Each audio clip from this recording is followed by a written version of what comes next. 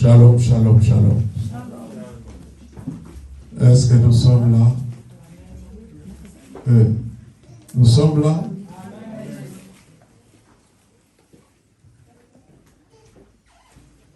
Je sais qu'on n'a pas mis le chauffage. Mais quand on a prié, voilà, la chaleur spirituelle est là. Quand on est dans la présence de Dieu, on oublie beaucoup de choses. C'est comme si elle n'existait plus. Parce que Dieu est vivant, il est présent. Jésus-Christ est là. Est-ce qu'on peut arrêter tous les mouvements?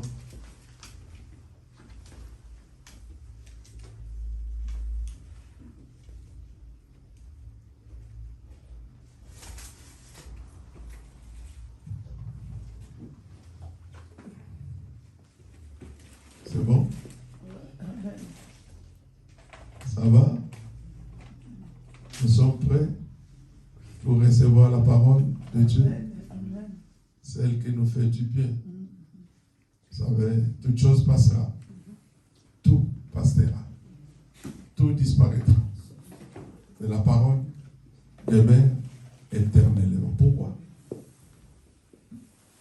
Parce qu'elle a été dès le commencement. Au commencement était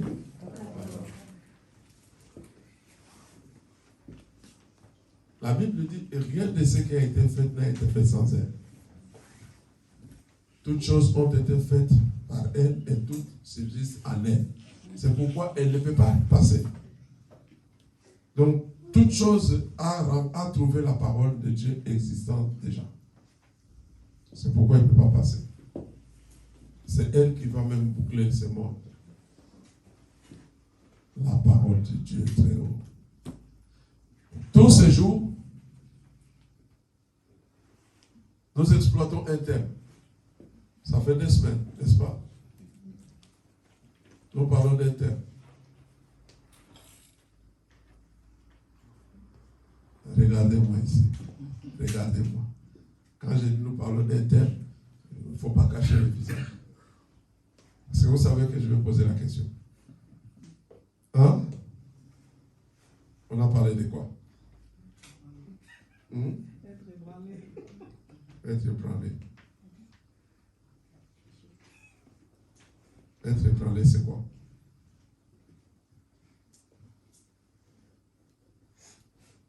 C'est comme on a connu un mouvement de secousse, n'est-ce pas? Lorsqu'il y a le tremblement de terre, donc la terre est ébranlée, elle est secouée.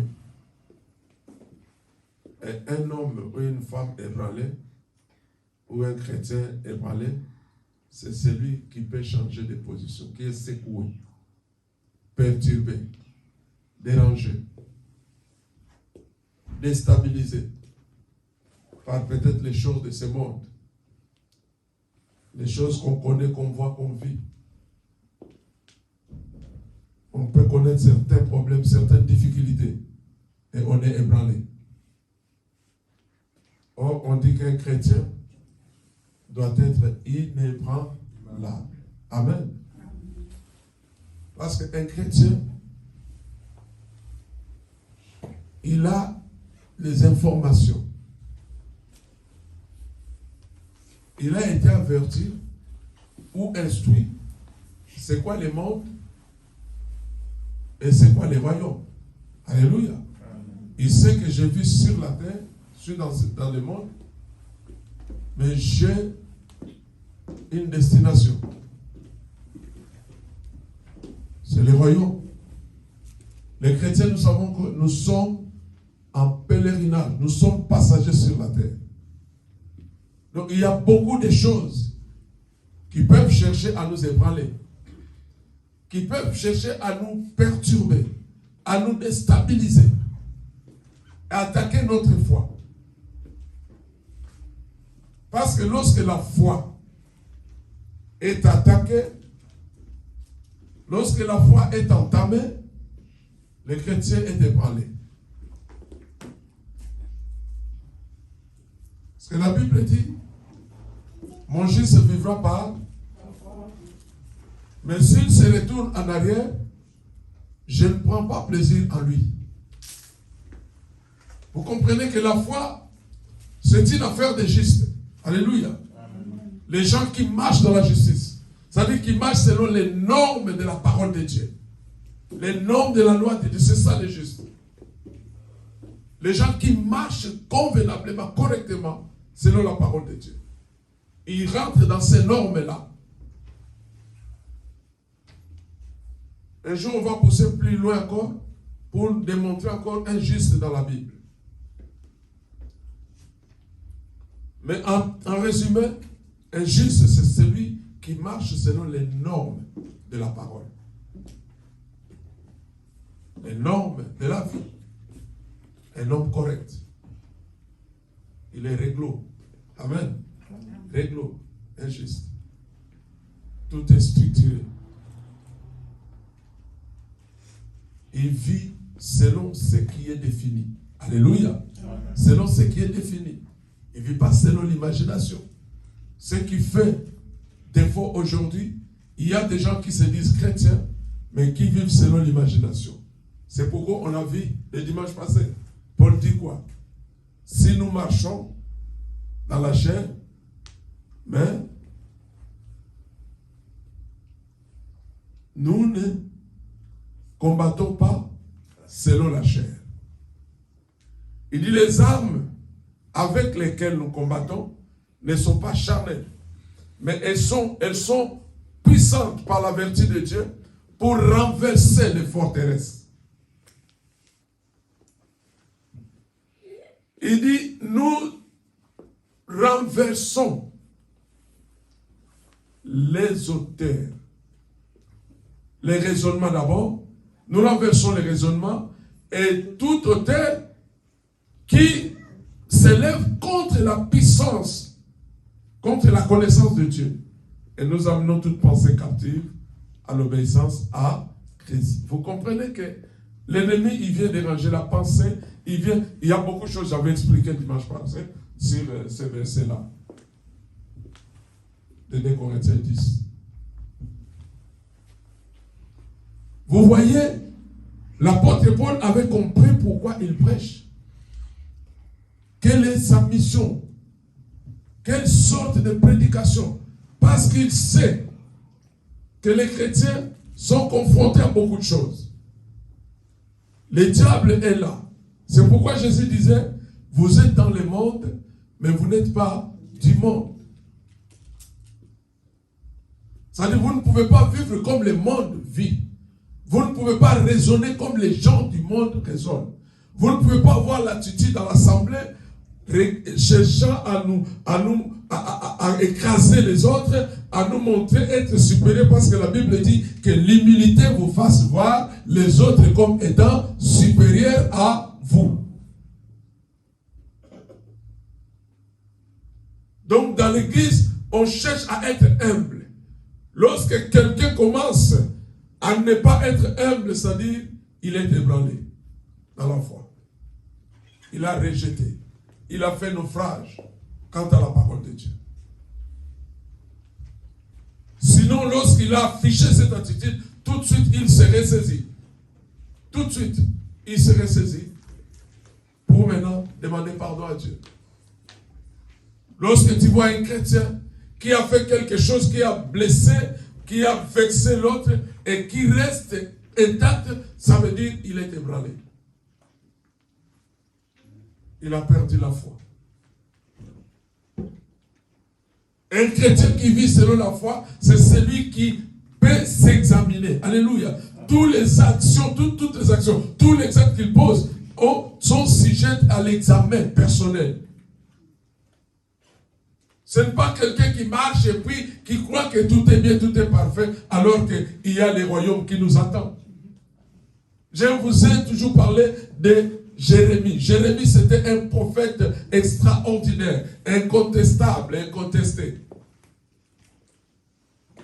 Il prophétisait, il disait des choses qui se vérifiaient, qui se réalisaient. Qu'on ne pouvait pas douter des choses qu'il disait, parce qu'il recevait de Dieu.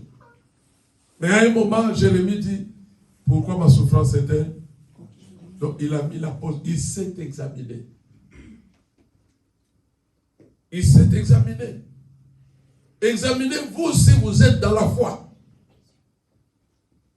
Les chrétiens, ce n'est pas quelqu'un qui marche comme ça, comme si, donc, sur son chemin, il n'y a que le feu vert, il n'y a pas de feu rouge ni d'orange. La nature doit nous enseigner que je dois respecter le fait. Si je suis devant le fait, je pense que lorsque c'est vert, sinon lorsqu'on va te coller une contravention, tu commences à respecter, mais tu as violé les codes de la route. Toi, tu es conscient que tu as violé, mais tu commences à respecter. Les gens, ils violent impunément la parole de Dieu, mais lorsque ça ne marche pas dans leur vie, ils respectent.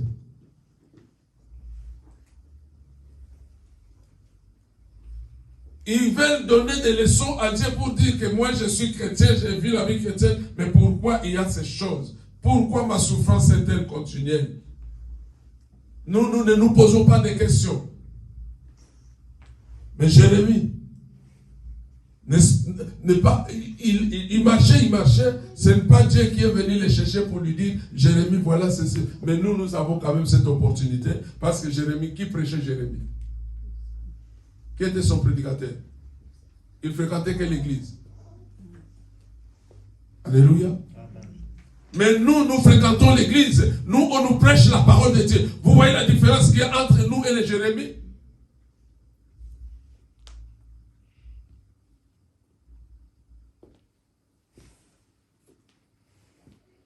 La grâce que nous avons, nous ne réalisons pas la grâce. Nous avons que la facette de dire, nous vivons le temps de la grâce. On a enseigné sur la grâce parce qu'on ne comprend pas. On reviendra encore là-dessus. Jérémie n'avait personne pour le prêcher. Il fallait qu'il cherche Dieu, que Dieu lui parle. Mais à un moment, il voit que ça ne marche pas. Il va mettre une pause. Pourquoi ma souffrance est-elle continuelle? Pourquoi ma plaie ne se cicatrise-t-elle pas? Dieu va lui montrer, lui parler. Donc, tu étais déjà ébranlé.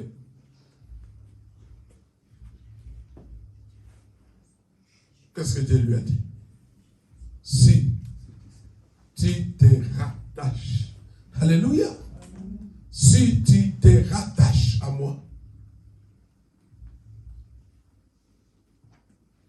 qu'est-ce que ça veut dire? Ça veut dire que tu t'es détaché de moi. Quand on dit détaché, c'est quoi? Attaché de nouveau. Donc tu étais attaché, tu t'es détaché. Nous voulons voir une vie chrétienne meilleure. Nous voulons avoir des solutions à nos problèmes. Mais les chrétiens d'aujourd'hui, c'est pourquoi parfois j'ai du mal à appeler tous les gens qui viennent à l'église chrétienne. Je appelle les gens de l'église parce qu'il y a peu de chrétiens. Mais il y a beaucoup de gens de l'église. Amen.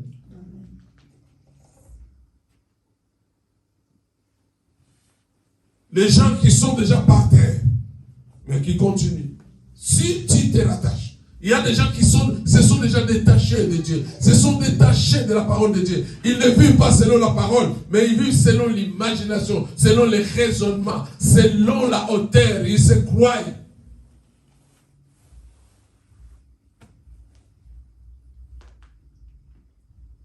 Si tu te rattaches à moi, tu seras comme ma bouche. Tu te tiendras devant moi. Il va encore lui dire une autre chose. Si tu sépares ce qui est précieux de ce qui est vil, le Dieu que je vous sers, le Dieu que je vous parle, ce n'est pas un Dieu de mélange. Alléluia. Amen. Lorsqu'il y a du mélange dans ta vie, tu es déjà ébranlé. Tu es par terre. Dieu ne marche pas avec toi. Nous mélangeons beaucoup les choses du monde et les choses de Dieu. Finalement, nous mélangeons. Ça devient quoi? Depuis Toto.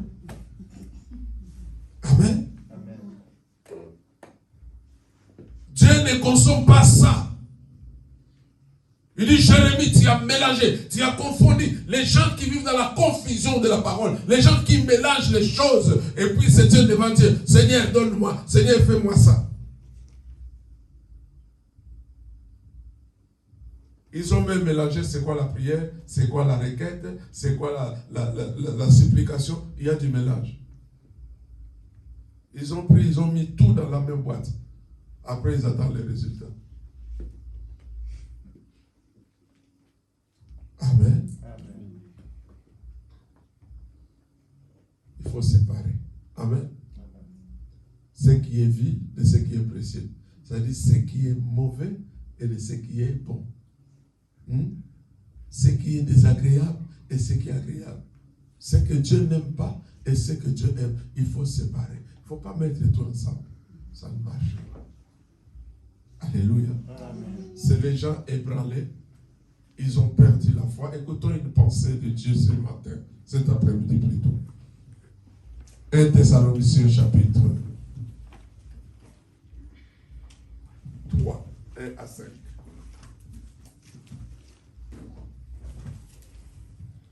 1 Thessaloniciens 3, 1 à 5.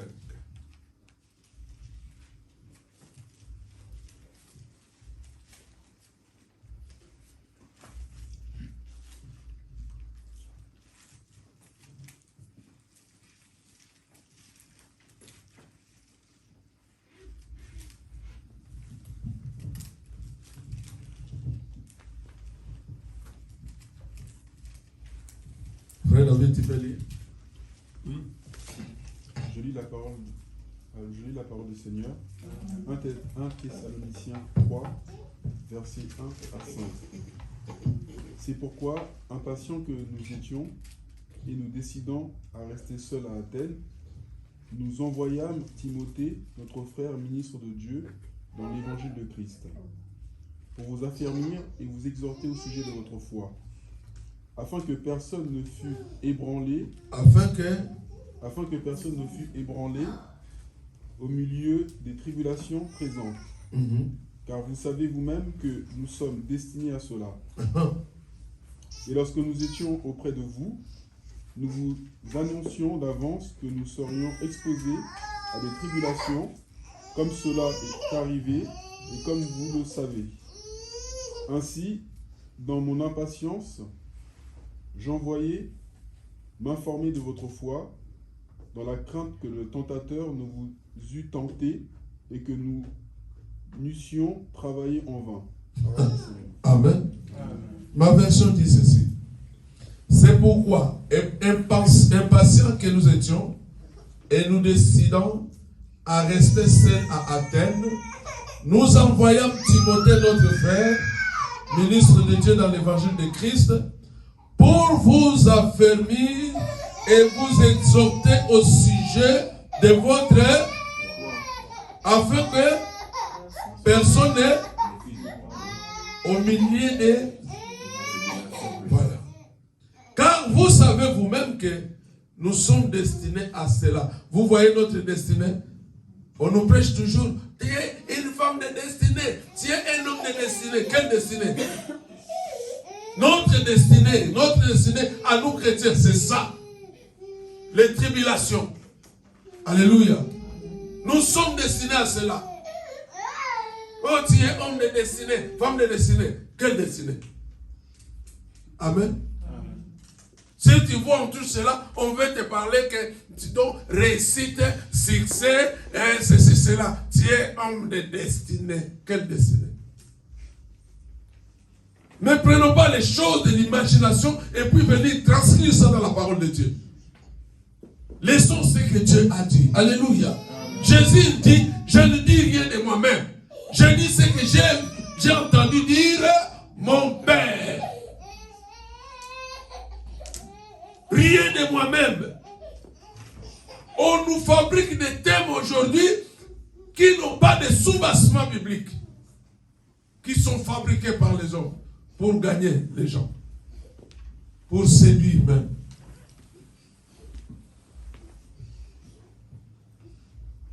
On va te parler parler de destinée, quand tu vas voir, c'est de la fabrication.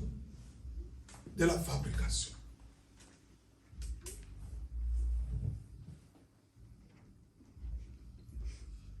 Afin que personne ne soit ébranlé au milieu des tribulations présentes.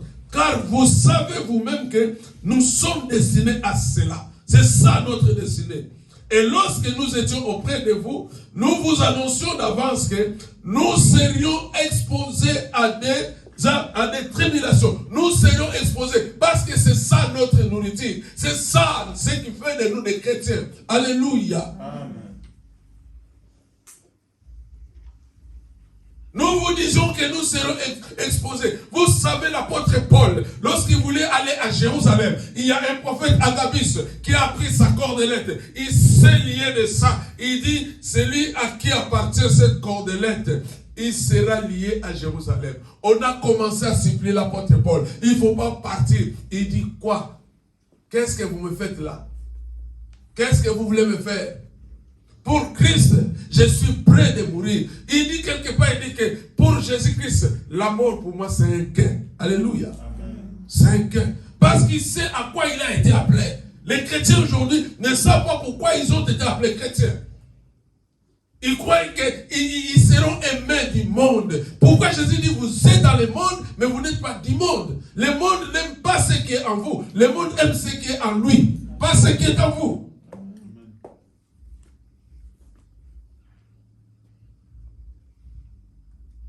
Mes enfants, nous vivons les temps troubles, les temps compliqués. Il faut bien prêter les oreilles à la parole de Dieu, à la vraie parole de Dieu. Pas à la fabrication. Quelqu'un vient te convaincre. Pourquoi Paul dit quoi? Dans 2 Timothée 3,16, qu'est-ce qu'il a dit? Toute écriture est inspirée de Dieu. Utile pour corriger, pour instruire et pour convaincre. Toute écriture. Mais lorsqu'on vient te parler de la destinée, elle est tirée où? Dans la Bible. Toute écriture est inspirée. Lorsqu'on te parle d'un sujet, il est tiré où? Il y a des spécialistes en thème. Ils te bombardent d'un thème. C'est pas ça. Vous êtes venus ici pour un thème ou bien pour la parole de Dieu. Alléluia. Amen. Être ébranlé, je l'ai tiré de la Bible. Alléluia. Amen. Ça vient de là. Je n'ai pas fabriqué quelque chose. L'église, ce n'est pas un endroit. C'est ça. C'est que Paul dit, nous levons contre toute hauteur. Tout auteur, c'est ça les auteurs. Je suis intellectuel, je connais beaucoup. Il faut que chaque jour, il va prendre un temps d'abord, le temps pour chercher les thèmes. Hein? Un temps. Qu'est-ce que je vais mettre? Moi, parfois, je laisse les thèmes qui sont là. Dans la Bible, on nous a encore déjà aidés.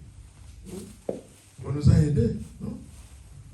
Si tu vois, par exemple, 1 Thessaloniciens 2, à partir du verset 17. La tête dit quoi? Mission de Timothée. N'est-ce pas? C'est un thème. À la place que je puisse maintenant méditer la parole, je dois passer le temps pour chercher un thème qui va séduire les gens. Cher prédicateur,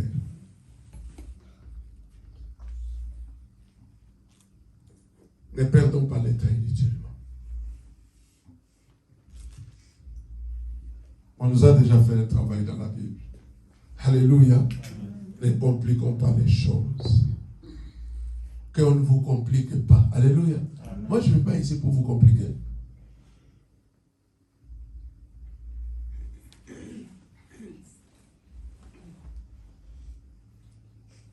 Et lorsque nous étions auprès de vous, qu'on vient de lire, nous vous annoncions d'avance que nous serions exposés à des tribulation, comme cela est arrivé, et comme vous le savez. Ainsi, dans mon impatience, j'envoyais quelqu'un pour m'informer de votre foi, dans la crainte que les tentateurs ne vous aient tenté et que nous n'ayons travaillé en vain.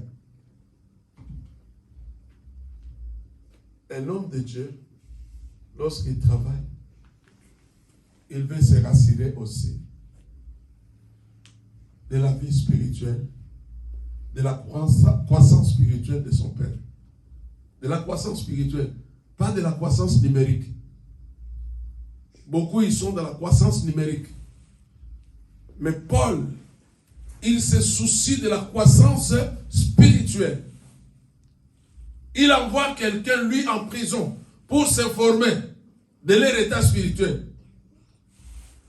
Parce que Paul était conscient que Satan, aujourd'hui, les églises, nous avons oublié. Il n'y a pas assez de vrai halogénie, vrai combat spirituel. Il n'y en a pas aujourd'hui. Satan, c'est devenu réel. Jésus, toute sa vie, il chassait les démons. Alléluia. Il chassait les démons. Parce qu'il était confronté à cela. L'église, toute la vie de l'église, nous avons un combat permanent, perpétuel avec les diables, jusqu'à ce que Christ revienne. Ta vie spirituelle doit être une vie de combat plutôt. Pas n'importe quel combat. Les combats pour devenir riche, pour gagner, pour devenir. Non. C'est pour que ta vie chrétienne, pour que ta foi soit stable, alléluia, soit inébranlable, soit vraiment ferme. Tu travailles pour cela. Tu sais que Satan, il va chercher à me faire tomber dans tel ou tel problème pour que ma foi puisse faiblir, pour que je puisse faire naufrage par rapport à la foi.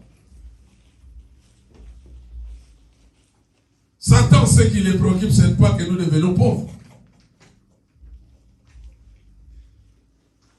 Parce que les églises aujourd'hui, beaucoup plein, les combats, c'est quoi? Devenir riche. Alléluia. Avoir. Donc, c'est l'estime de soi.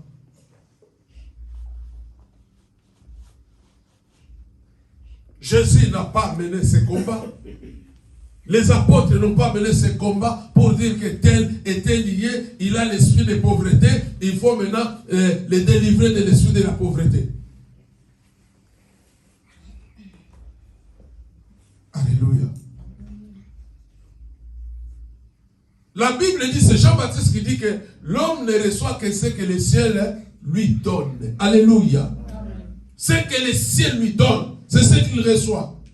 Nous voulons aller au-delà. Parce que nous ne connaissons pas et nous ne comprenons pas les Écritures. Toute Écriture est inspirée de Dieu. Utile. Quand on dit c'est utile, c'est ce qui est profitable à nous. Toutes les Écritures sont profitables à nous, pas à Dieu, mais à nous.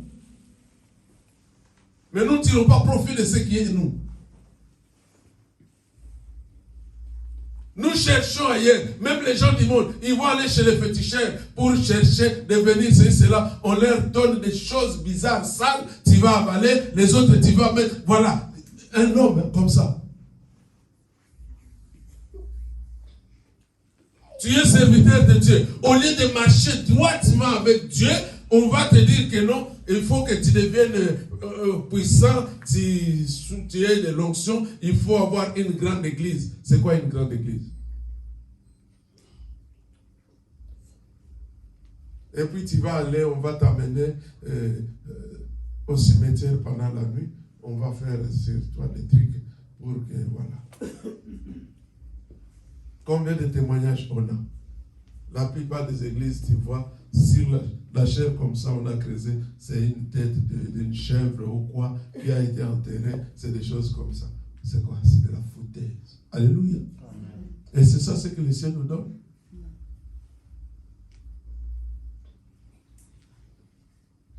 Parce qu'aujourd'hui, les chrétiens n'ont pas l'esprit du contentement. Ils ne se contentent pas de ce que Dieu leur donne. Ils veulent aller au-delà. Au-delà. Même nous, les serviteurs de Dieu. L'apôtre Paul dit, nous ne pouvons pas aller au-delà des limites qui nous ont été assignées. Alléluia. Moi, comme je sais Dieu, je sais que Dieu m'a assigné des limites. Je dis, donne-moi ce qui est moi, ce que Dieu a préparé pour moi. Alléluia. Je ne veux pas aller au-delà. Je ne regarde même pas les autres. Même s'il a 10 000 membres, comme il dit, j'ai 10 000 membres. Comme si ces membres lui appartenaient. Alléluia. ça me porte bien. Combien de gens me disent, dans l'église, vous êtes combien? Je dis, moi, je ne compte pas. Ceux qui viennent à l'église, ce ne sont pas mes sujets, ce sont les enfants de Dieu. Alléluia. Amen. Je ne fais pas les dénombrements, ce n'est pas mon problème. Depuis que je suis serviteur de Dieu, les dénombrements, je n'aime pas, je ne fais pas ça. Parce que ça coûtait aussi cher à David. Quand il a voulu compter les enfants de Dieu, ça lui a coûté cher. Alléluia. Amen. Les gens qui veulent toujours savoir, il y a autant. Même si ce jour-là, l'équipe, il y avait même 5 personnes.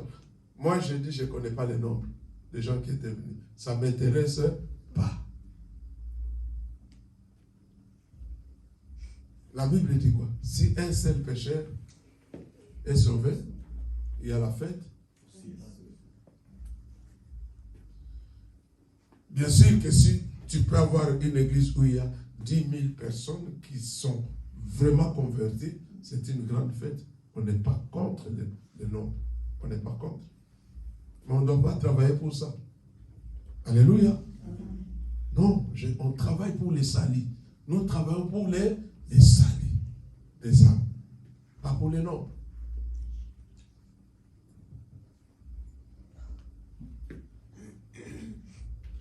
C'est pourquoi impatients que nous étions et nous décidons à rester seuls à Antioche, à Athènes plutôt, nous envoyons Timothée, notre frère, ministère de Dieu, dans l'évangile de Christ, pour vous affermir et vous exhorter au sujet de votre foi. Voilà la chose qui interpellait, la chose qui préoccupait l'apôtre Paul, c'était la foi. La foi des gens qu'il a prêché, des gens qu'il a gagnés, pour voir quelle est la dimension de leur foi. C'est pourquoi il va envoyer Timothée. Il dit, va voir ces gens. Et il faut les affermir. Parce que Paul avait toujours les oreilles sur les églises qu'il avait implantées. Il avait toujours des informations. Lorsqu'il y avait les dysfonctionnements, il était dérangé. Parfois, lui ne pouvait pas se déplacer. Il fallait qu'il envoie des gens. Timothée a été envoyé. Pour faire quoi? Il dit qu'il avait un travail à Athènes. Nous envoyons Timothée, notre frère, ministre de Dieu dans l'évangile de Christ, pour vous affermir et vous exhorter au sujet de votre foi. Pour vous affermir. Parce que c'est comme si ces gens, la foi avait diminué de l'intensité. Alléluia. Amen. Au milieu des épreuves, au milieu de beaucoup de choses, la foi de beaucoup de gens diminue. Alléluia. Maintenant, il a envoyé maintenant Timothée pour affermir, c'est-à-dire pour renforcer leur foi, pour solidifier leur foi. Alléluia.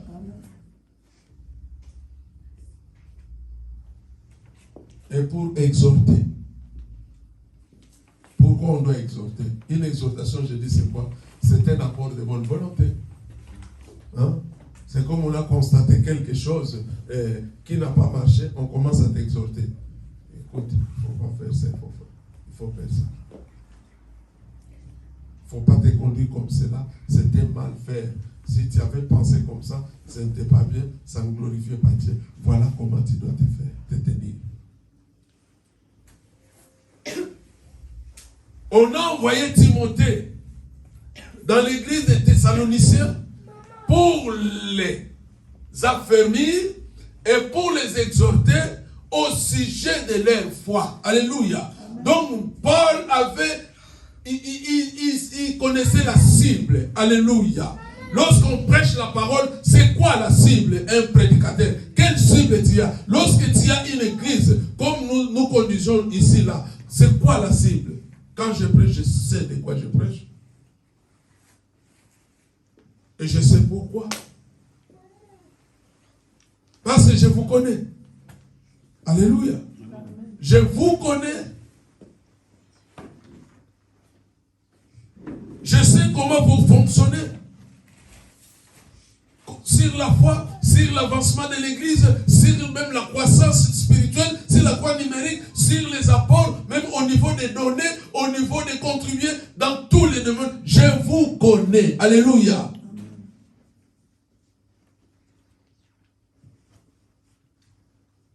Ne croyez pas que quelque chose m'échappe. Même au niveau de votre interprétation de ce qu'on vous prêche, je connais.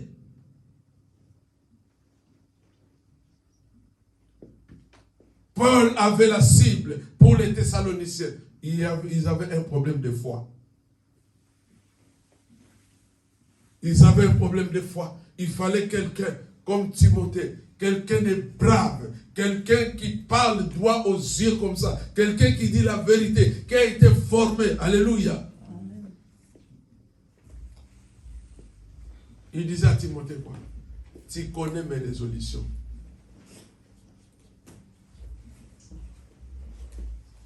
Il dit, ce que tu as appris à moi, sache de qui tu les as appris.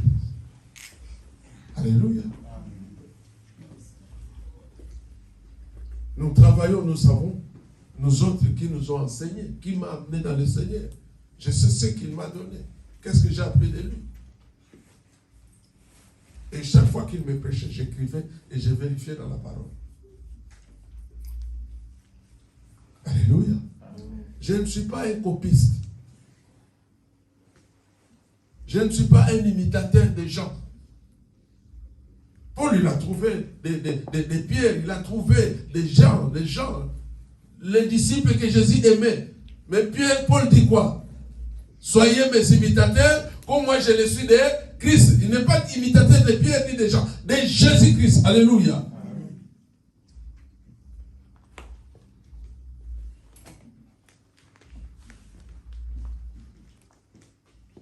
Paul, c'est comme s'il avait une souffrance au sujet de la foi des Thessaloniciens. C'est pourquoi il va dépêcher Timothée avec un programme. Affermir et exhorter.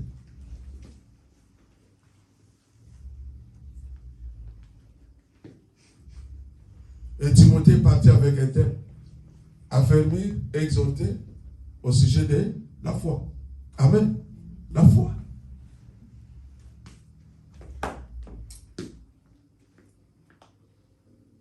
Parce que même si tu veux gagner, c'est la foi, n'est-ce pas? Pourquoi il parle de la foi? La Bible dit quoi? La foi vient. Et ce que l'on entend vient. Donc lorsqu'il met l'accent sur la foi des Thessaloniciens, c'est comme si ces gens avaient détourné maintenant leurs oreilles à la parole de Dieu, de Christ. Parce que la foi vient de ce que l'on...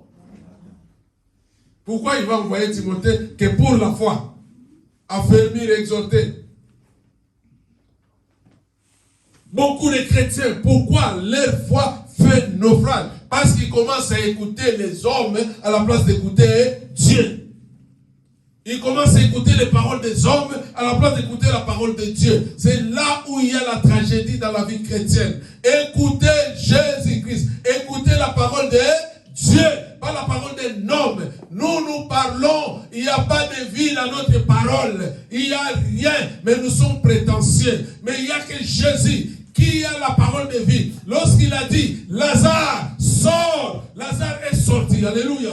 Parce que sa parole peut résister des milliers de personnes. Et heureusement qu'il avait dit, Lazare, sort. S'il disait, sort, tous les cadavres dans le dos pouvaient sortir. Alléluia. Parce que sa parole est vie et esprit. Alléluia. Lorsqu'il a cité le nom de Lazare, il y a eu la vie et l'esprit dans le corps de Lazare qui était décomposé pendant 4 jours. Et Lazare est sorti vivant. Parce que c'est la parole de Dieu. Alléluia.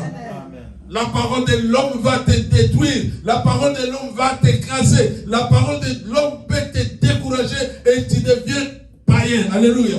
Mais la parole de Dieu va t'affermir. La parole de Dieu va t'exhorter de remonter le niveau de ta foi, de jauger un peu ta foi pour t'examiner si tu es dans le bon, si ta foi est stable, si ou ta foi est déjà ébranlée.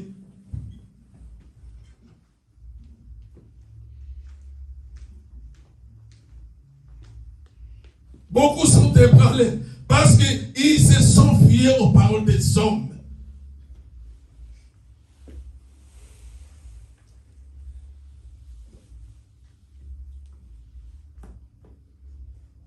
Beaucoup de prophètes aujourd'hui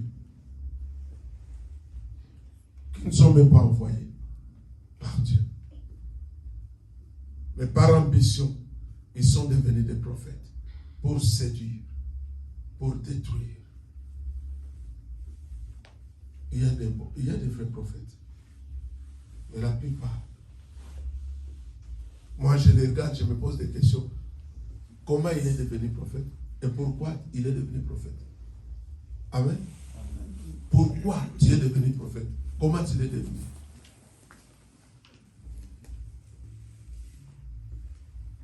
Alléluia. On devient prophète comme ça. Parce qu'on a fait un songe.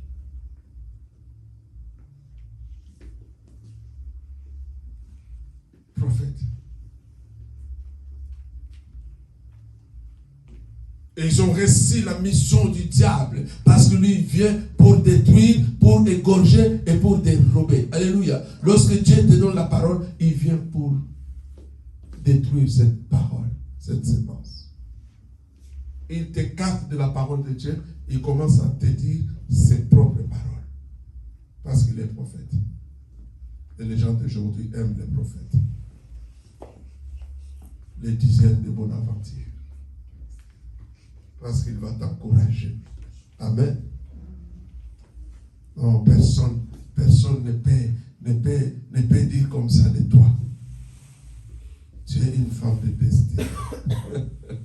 Une femme de destinée. Destinée à quoi? Moi, je suis destiné aux tribulations. Alléluia. Amen. Mais je ne suis pas destiné aux grandes tribulations. Alléluia. Amen. Tribulation, c'est maintenant. Aussi longtemps, comme il est dit dans Hébreu, aussi longtemps que nous avons cette tente, nous gémissons, cherchant à entrer dans notre domicile céleste, là où Dieu est lui-même architecte. Alléluia. Nous gémissons. Quand on parle de tribulation, ce n'est pas question tant de la fin, la fin du monde. Non. Nous qui vivons ce temps, nous sommes destinés aux tribulations, aux persécutions. Alléluia. C'est pourquoi même il est dit dans Matthieu 7, 10, heureux ceux qui sont persécutés pour la justice. Car le royaume des cieux est pour eux. Persécutés pourquoi? Pour la justice. Ce ne sont pas des malfaiteurs. Ce ne sont pas des hommes impies ou injustes. Ou des femmes impies ou injustes qui marchent selon la justice, dans les normes de Dieu. Mais ils sont persécutés. Mais Jésus dit, vous êtes heureux. Alléluia. Ce n'est pas aujourd'hui. Un chrétien ne peut pas souffrir. Un chrétien ne peut pas manquer de ça. Si tu commences, il faut voir. Il faut briser. Il faut détruire les autels. Les autels. Les autels. Amen. On t'a dit de briser un autel, de détruire un autel que tu n'as pas construit. Tu ne connais ni la tête, ni la queue, ni les troncs, ni les pieds, ni quoi. On te dit destruction des autels. Quel autel? Amen. Mensonge du diable. Le mensonge du diable. Il faut briser les liens de tes parents. Briser, détruire les autels de tes parents. Oh. Amen. Donc, qu'est-ce qui prouve, toi, prophète, qu'est-ce qui te prouve que mon père avait un autel? Amen. Tu ne connais pas mon père. Moi, aujourd'hui, mon père est décédé, j'avais une vingtaine d'âge. Je n'étais pas encore chrétien. Au jour d'aujourd'hui, il va me dire, je dois détruire l'autel de mon papa. Toi, tu as connu mon père?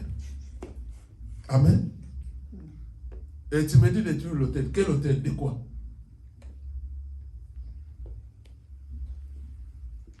Les mensonges du diable. Aujourd'hui, c'est ça. Les gens, ils travaillent sur ça. Sur la psychologie. Alléluia. L'apôtre Paul attend avant Timothée pour parler de la foi. Exhorter et affermir au sujet de la foi. Parce qu'il a peur. lorsque la foi commence à diminuer, lorsqu'elle est entamée, le tentateur vient et puis il dit, je crains d'avoir travaillé inutilement. Alléluia. Ici, les combats spirituels, ce n'est pas question de chasser des mots de pauvreté et des mots de malédiction et des mots de blocage. Qui te dit que tu es bloqué? Bloqué, c'est quoi? Alléluia. Qui t'a dit que tu étais bloqué, que tu es maudit? La Bible me dit dans Luc chapitre 8, non, plutôt Romains 8, 1, la Bible dit quoi? Il n'y a pas de malédiction pour ceux qui sont en Jésus-Christ. Mais toi, tu me dis que je dois chasser les démons de la malédiction. Il vient d'où? Qu'est-ce que Christ a été fait sur la croix? Qu'est-ce que Jésus a été fait sur la croix? Lorsqu'il va dire que tout est accompli. La Bible dit dans Galates 3, 13 qu'il soit maudit celui qui sera pas dit au roi. Jésus-Christ a porté toutes nos malédictions. Est-ce que c'est ça que je dis? C'est ça la foi. Tu entends la parole de Jésus-Christ, pas les paroles des hommes. Il fabrique des malédictions. Il fabrique des démons.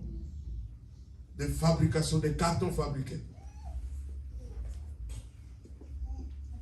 Christ nous a franchis de la malédiction. Jésus nous a délivrés. Alléluia. Amen.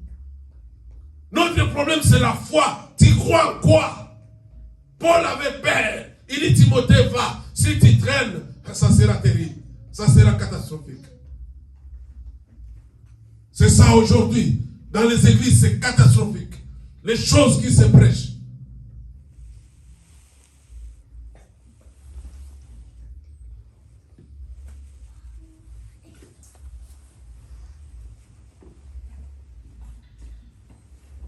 Et les gens qui ont été rachetés,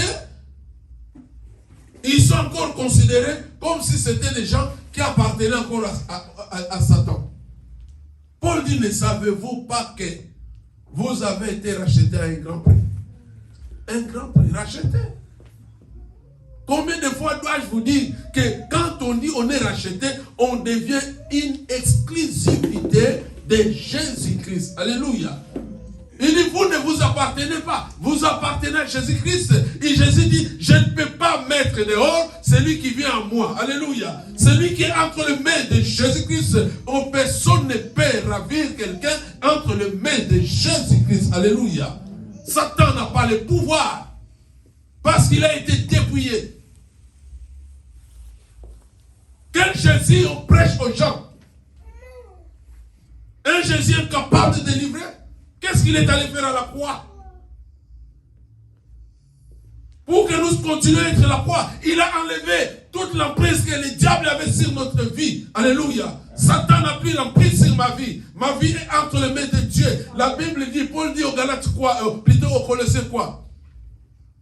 Que notre vie est cachée en Dieu avec Jésus-Christ. Est-ce que ça vous parle cette parole? Ça vous parle que ta vie est cachée en Dieu avec Jésus-Christ. Mais qui peut prendre ta vie, jouer avec ta vie, pendant que ta vie est cachée en Dieu, cachée en Dieu? Tu as quelle foi?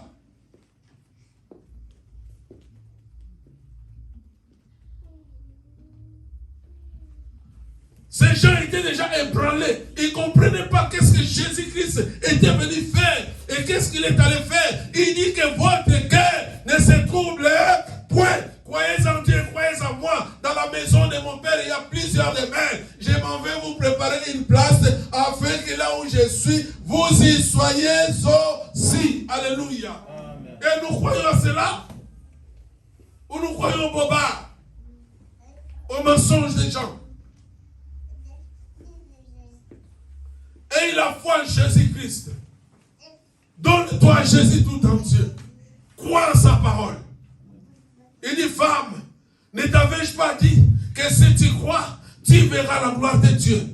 Croire en quoi? À la parole de Dieu. Croire en Jésus-Christ.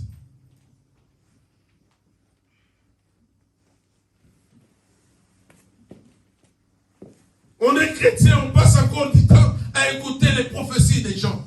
Nous ne sommes pas contre la prophétie, mais une prophétie doit se vérifier. Alléluia. Amen. elle doit être conforme à la parole de Dieu. Parce que la parole de Dieu, c'est la prophétie par excellence. Il n'y a pas une prophétie au-delà de la parole de Dieu. C'est écrit bien noir sur blanc dans Apocalypse 19, verset 10.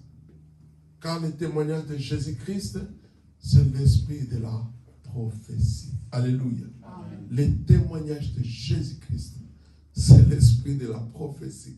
J'aime la parole de Dieu. Alléluia. Amen. J'ai la prophétie tous les jours. Je me promène avec la prophétie, mais je veux encore que les gens viennent me mentir, me tromper, me séduire.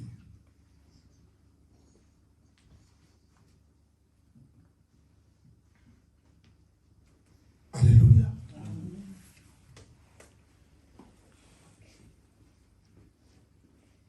Les gens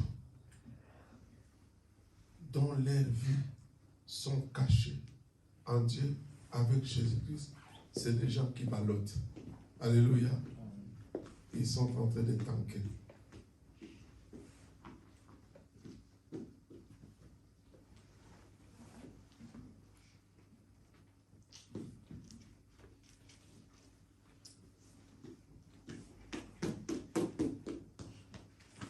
Amen. Qui connaît sa destinée en tant qu'enfant de Dieu? Qui connaît? Hein? Jusque-là, vous ne connaissez pas. À quoi nous sommes destinés? Hein? En tribulation. C'est ça notre destinée. Alléluia. C'est ça un chrétien. Lorsque tu marches dans la vérité, tu refuses de marcher selon les principes qui régissent ce monde, tu seras persécuté.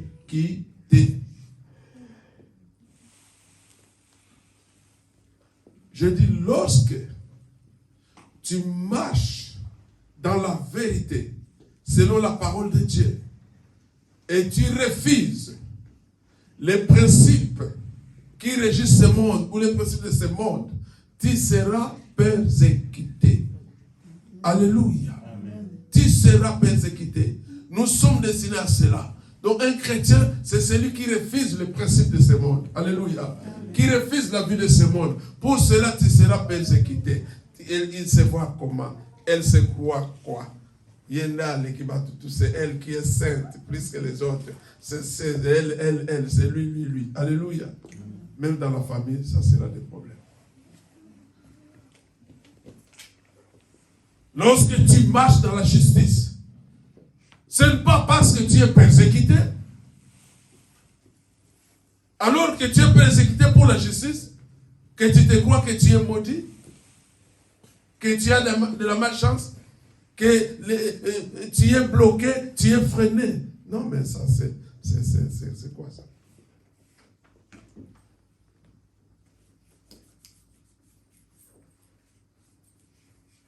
Je ne sais pas si c'est 2 Timothée 3,12 ou 1 Timothée 3,12. La Bible dit, tous ceux qui veulent vivre pieusement en Jésus-Christ seront persécutés. C'est quoi matin? Que je suis en train de chercher. 2 Timothée, 1 Timothée 3,12. Oui.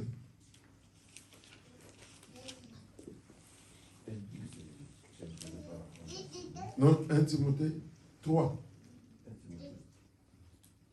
1 Timothée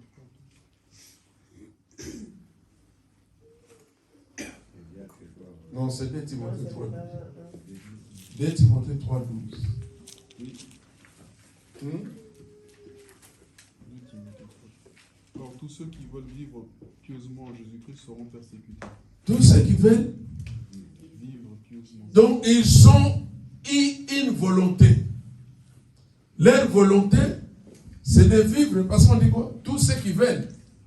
Tous ceux qui ont la volonté de vivre pieusement, conformément aux Écritures saintes, conformément à la parole, aux règles divines, aux principes de Dieu, ils seront persécutés.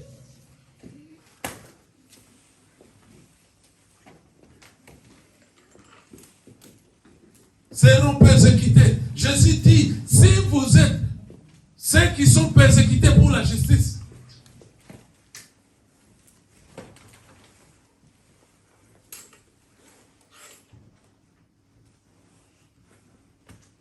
le royaume des cieux est pour eux.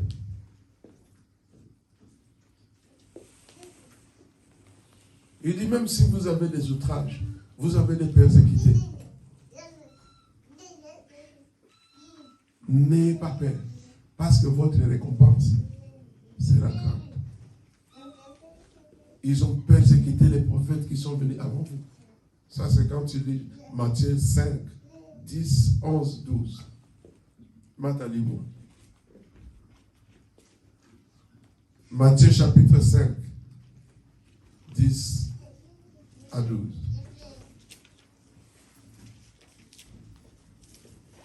Je lis la parole, Matthieu chapitre 5, versets 10 à 12. Heureux ceux qui sont persécutés pour la justice. Heureux ceux qui sont persécutés pour la justice, car le royaume des cieux est là, et à eux, pardon. Et à eux. Vous comprenez qu'il y a des royaumes, non? Le royaume des cieux et de la terre. Mais le royaume des cieux pour qui? Ceux qui sont persécutés. Pourquoi?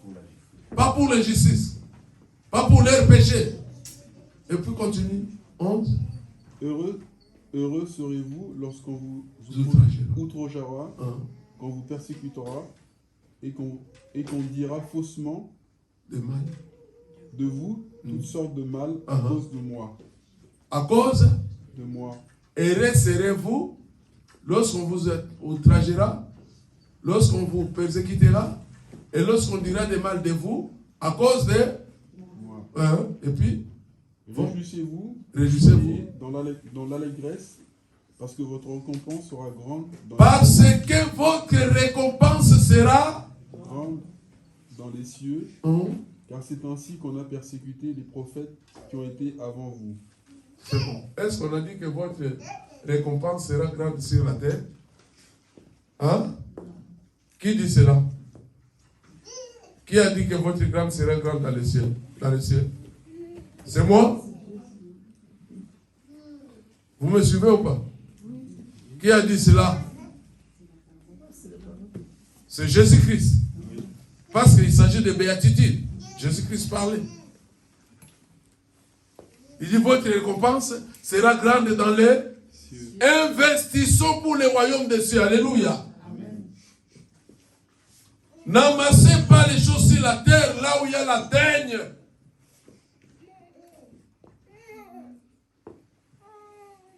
Et les ruines qui détruisent.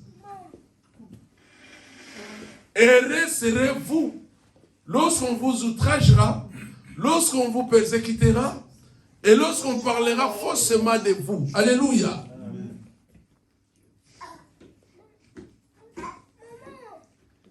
On le fait parce qu'on veut vous écarter de votre récompense. On veut que vous loupiez votre récompense. C'est pourquoi on va traîner tes yeux sur la terre. On va te montrer les choses de la terre pour que tu perdes ta récompense. Notre récompense n'est pas sur la terre, mais c'est dans le ciel. Alléluia.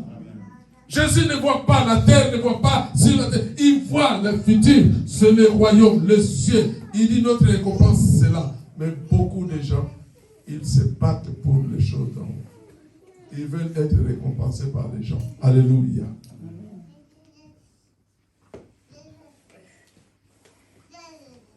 Nous vivons sur la terre, nous sommes exposés aux persécutions des hommes méchants. Les gens qui respirent la méchanceté. Les gens qui ont un cœur que pour détruire, pour faire du mal. Alléluia. Les fils du diable, ils sont là. Alléluia. Pour nous faire du mal. Mais pour qu'on ne soit pas ébranlé, ça demande la foi. La foi. Une ferme assurance des choses qu'on espère. Et une démonstration de celles qu'on ne voit pas. Il dit, sans la foi, personne ne peut être agréable à Dieu. Par la foi, il est dit que celui qui s'approche de Dieu croit que Dieu existe et qu'il est le rémunérateur de tous ceux qui le cherchent. Il va nous payer là. C'est là où il y a notre récompense, où on va essuyer nos larmes. Alléluia. Tout ce qui passe, toutes les persécutions que nous subissons sur la terre, nous serons récompensés. Alléluia. Alléluia. Est-ce que vous vous rappelez de l'histoire d'Étienne? Étienne, qu'est-ce qu'il avait fait comme mal? Rien du tout. Étienne a commencé à prêcher la vérité aux gens. Il dit la vérité, mais cette vérité a blessé les gens. Et puis ils ont commencé à le lapider parce qu'il était juste. Il a été lapidé parce qu'il était méchant. Il avait pris la femme de quelqu'un. Il avait volé l'argent de quelqu'un. Non, parce qu'il a dit la vérité. Il marchait dans la justice. On les lapidait. Alléluia. Pendant qu'on lapidait Étienne, Étienne a vu les cieux ouverts. La Bible nous dit souvent Jésus-Christ assis à la droite du Père. Mais Étienne a vu Jésus-Christ debout. Alléluia. Debout. Il vient accueillir les héros, les gagnants. Il dit viens, tu mérites, tu reçois la main, la pomme de main qui a été percée pour toi. Parce que tu n'as pas reculé devant les persécutions. Quand il voit, il dit Père, pardonne-les. Quand ils ne savent pas ce qu'ils font, ils m'ont aidé pour que je puisse accéder dans ta gloire. Alléluia. Les souffrances des temps présents ne seraient pas comparables à la gloire qui va venir. Alléluia. Il y a la gloire qui nous attend. Il y a le meilleur qui nous attend. Travaillons pour la gloire. Travaillons pour le meilleur. Alléluia. La récompense sera là. Tu seras récompensé. Toutes tes larmes seront essuyées. Toutes tes souffrances seront récompensées. Tu seras accueilli par Jésus. Il se tiendra debout pour toi. Alléluia. Jésus-Christ. Donne-moi 5 ou 3 minutes. Je vais finir un verset là. On est toujours d'accord. Thessaloniciens. 2 Thessaloniciens chapitre 2. On va lire 1 et 2. 2 Thessaloniciens chapitre 2.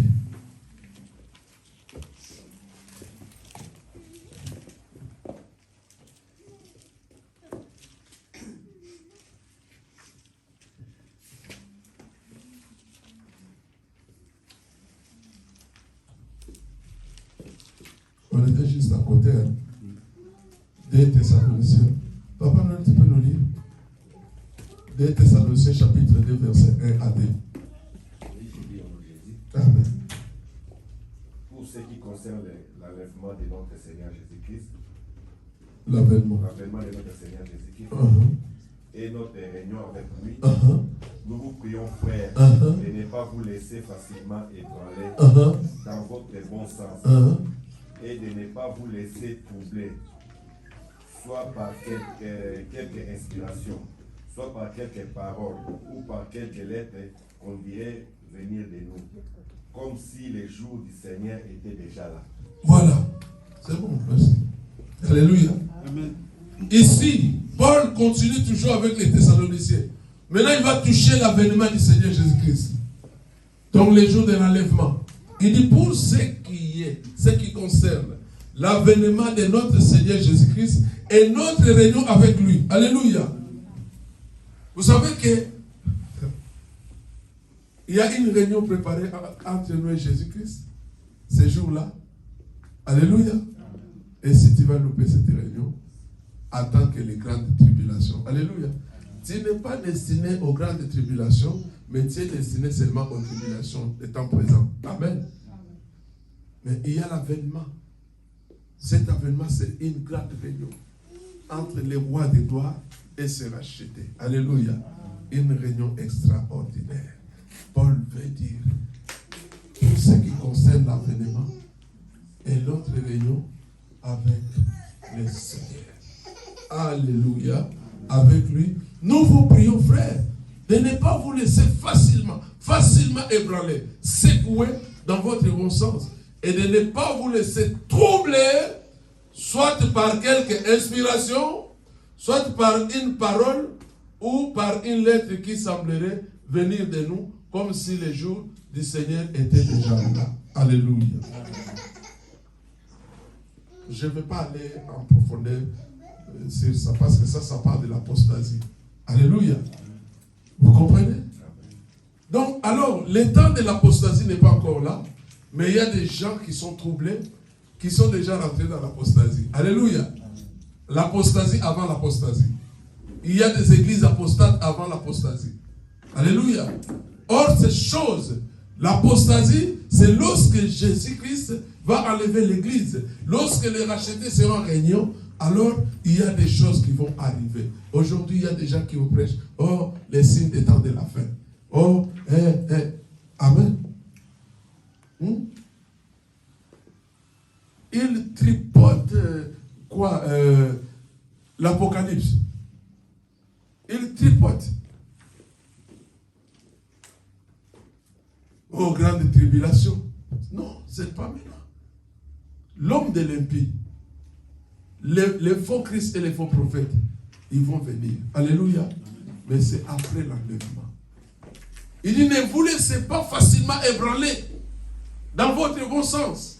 Nous, aujourd'hui, l'église, qu'est-ce que tu attends, toi, à l'église maintenant? Si ce n'est que l'enlèvement. Alléluia. L'église, nous attendons l'enlèvement. C'est pourquoi nous sommes persécutés. Nous allons passer une réunion extraordinaire avec le maître. Tu le verras. Il dit, tout, tu le verras tel qu'il est. Alléluia. En un clin d'œil, je verrai Jésus. Alléluia. Je le verrai. Je vais dîner avec lui ces jours-là. Amen. C'est pourquoi il dit, ne vous laissez pas facilement ébranler dans votre bon sens. Soit par quelque inspiration. Parce qu'il y a des inspirations aujourd'hui. Oh, je vais vous prêcher aujourd'hui une parole inspirée. Mais quand on dit parole inspirée, écoute maintenant ce qui sort. Raisonnement.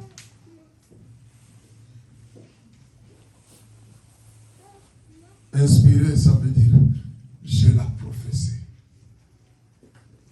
J'étais en prière pendant 40 jours. Le Seigneur m'a montré. J'étais sur une grande montagne. Alléluia.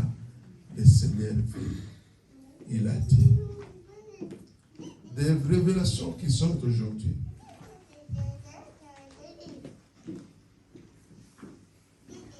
Oh, pour la délivrance de votre pays, il faut prier autant de jours. Oh. Dieu ne vient pas pour délivrer, il vient pour dire que non. Toute l'église, vous croyez que toutes les églises du Congo peuvent accepter parce que quelqu'un a réussi. Dieu, il sait que ce n'est pas possible. Alléluia. Il sait que ce n'est pas possible. Dieu ne tente personne. Dieu ne donne pas une révélation qui sait que ça ne sera pas respecté par tout le monde. Parce que Dieu veut sauver une nation. Maintenant, il va donner quelque chose de compliqué. Hein? Amen. Dieu veut sauver une nation. Maintenant, il va donner une condition de compliqué. Et il sait que tout le monde ne peut pas s'aligner à cela. Dieu ne marche pas comme ça. L'histoire d'Israël. Daniel scène. Alléluia. Scène. Lorsque les autres adoraient la statue, lui, il a fixé son regard vers Jérusalem. Parce qu'il s'est souvenu que Dieu avait parlé par la bouche de Jérémie qu'après 70 ans, hein, il a vu que les 70 ans étaient là. Il a prié. À lui seul, il a demandé le pardon de toute une nation. Alléluia. Si tu as la foi, tu portes ton pays, tu peux fléchir tes genoux. Dieu ne l'écoute pas parce qu'il y a la multitude. Alléluia. Non. Il dit, je cherche une seule personne à la brèche. Alléluia. Une personne à la brèche. Parce qu'on peut prier 1000 personnes. Mais dans ces mêmes 1000 personnes-là, il y a des contradictions de prière. Il y a l'un qui prie pour la délivrance, l'autre prie pour le blocage. Bon Dieu va écouter qui? Alléluia. Amen. Mais quand tu es seul, tu sais de quoi tu pries, tu demandes à Dieu et Dieu t'exaucera. Alléluia. Prions pour notre continent. Amen. Chacun, quand il a le temps, prie pour le continent africain. Prie pour les nations qui sont attaquées. Ne dis pas que moi je ne peux pas prier pour l'Angola parce que je ne suis pas angolais. Je ne peux pas prier pour les Congolais. Non. Alléluia. Si M. Macron entre ici, il dit que les Africains. Amen. Les Africains, les Noirs. Il va pas, il n'a pas besoin de connaître tiens de quel pays. Non. C'est des Noirs. Alléluia. Donc la Côte d'Ivoire, c'est ma nation. Le Gabon, c'est ma nation. Parce que je suis noir, je suis africain. Alléluia. Je prie pour toutes les nations. Alléluia. Il est vivant. Pour d'autres avènements, ne vous laissez pas facilement ébranler dans vos sens. Ne soyez pas secoués. Oh, Jésus, les autres disent, il est déjà venu. Oh, l'enlèvement n'aura pas lieu. Oh, ceci, cela. Il y a des gens qui racontent des histoires sur l'enlèvement, sur la tribulation, sur la grande tribulation, et sur ceci, cela. Tu vois, chacun, il a sa compréhension. Vous savez, j'avais un frère.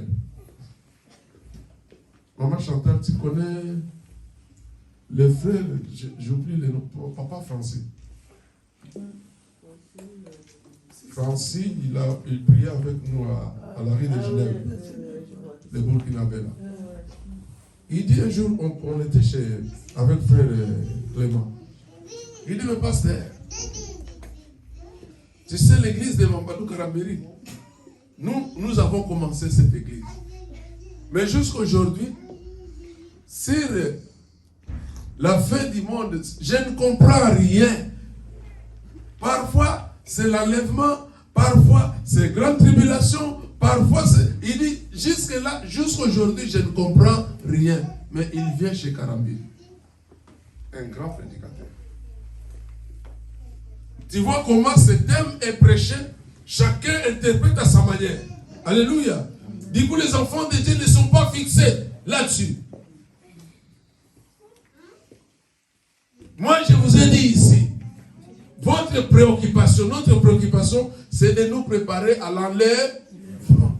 Grande tribulation, ce n'est pas notre problème. Enlèvement. Les choses dont on nous parle, oh, 666, oh, marque de la bête, oh, qui, le faux prophète, oh, l'antichrist, ce n'est pas nous. La Bible dit, avant ces choses, le verset qu'on vient de lire, là, il dit avant ces choses. Il dit, il y a quelqu'un qui retient ces choses. Il suffit qu'il ait disparu. Donc, les jours où l'Église va quitter la terre, où elle sera enlevée, c'est là où les choses vont commencer. Alléluia. C'est l'Église qui freine. Pendant longtemps que tu es sur la terre, tu es en train de freiner les choses. Alléluia. Tu es en train de bloquer les choses. Dieu veut que la totalité des chrétiens puissent entrer. Dieu veut que les âmes soient sauvées. C'est pourquoi travaillons pour gagner les âmes. Alléluia. Pour que les gens n'entrent pas dans la grande tribulation. Parce qu'il y a quelqu'un qui peut entrer dans la grande tribulation, qui te connaissait, qui va dire, j'ai loupé l'enlèvement à cause de tel frère, à cause de tel sœur. Alléluia. Parce qu'il n'a pas fait ça. Ou parce que lui, par son comportement, ou elle m'a rendu païen. Alléluia. Ne te donne pas le luxe de faire fuir quelqu'un à l'église par ton mauvais comportement. Si cette personne va louper l'enlèvement et il va vivre la tribulation, il n'aura qu'à citer ton nom. Que ton nom. Si je suis ici, c'est elle. Si je suis ici, c'est elle. Amen. Alléluia. Voilà ce que nous pouvons dire aujourd'hui.